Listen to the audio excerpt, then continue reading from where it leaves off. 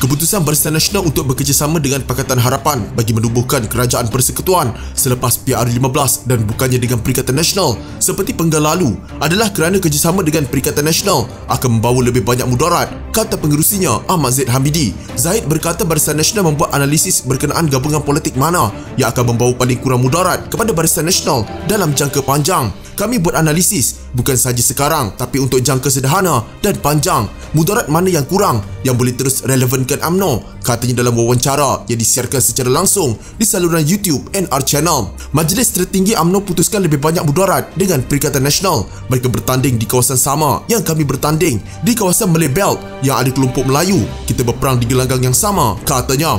Justru katanya lagi UMNO memilih untuk berpihak kepada Pakatan Harapan kerana ia akan menjamin survival politik parti itu dan Barisan Nasional. Bersama Pakatan Harapan, UMNO ada potensi besar untuk menang semula kawasan yang dulu dapat kurang undi. Kita boleh gali semula potensinya, katanya. Tanpa menyebut sebarang nama secara khusus, Zahid mendedahkan ada dua ahli MT yang tidak setuju dengan kerjasama dengan Pakatan Harapan. Tak lebih dua orang anggota MT yang tak setuju, katanya. Sambil menambah, walaupun ada perbezaan pandangan, semua perlu akur apabila MT sudah mencapai keputusan muktamad. Adakah ini tidak demokratik? Adakah saya guna kuasa autokratik? Ataupun saya seorang diktator yang buat keputusan sendiri? Saya jaga kepentingan parti, katanya. Zahid sebelum ini berdepan bantahan dalam Barisan Nasional kerana didakwa mengambil keputusan menyokong pengerusi Pakatan Harapan Anwar Ibrahim bertentangan dengan keputusan gabungan itu.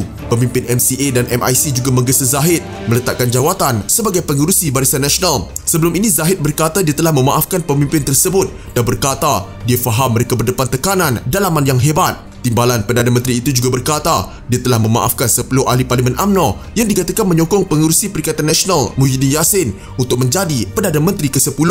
Jangan dikenang peristiwa yang sudah berlalu. Mari kita move on. Bentuk gagasan baru, perkukuhkan parti, siap siagakan parti untuk hadapi landscape politik baru, ketepikan perbezaan antara kita, katanya. Mengulas rasa tidak senang beberapa pihak terhadap kerjasama UMNO dengan DAP dalam kerajaan, Zahid berkata kemarahan itu patut dihalakan kepada bekas Perdana Menteri Dr. Mahathir Mohamad.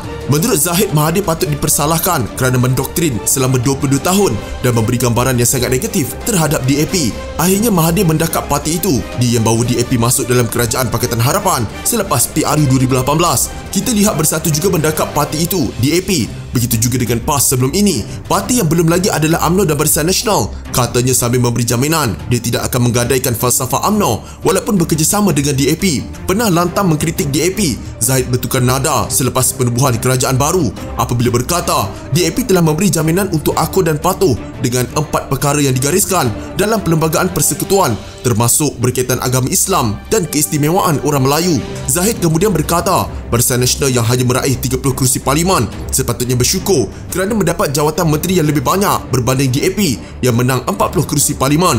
Kita bernasib baik, kita hanya menang 30 kerusi, diberikan 6 jawatan menteri penuh. Ada parti yang menang 40 kerusi tapi dapat 4 menteri sahaja.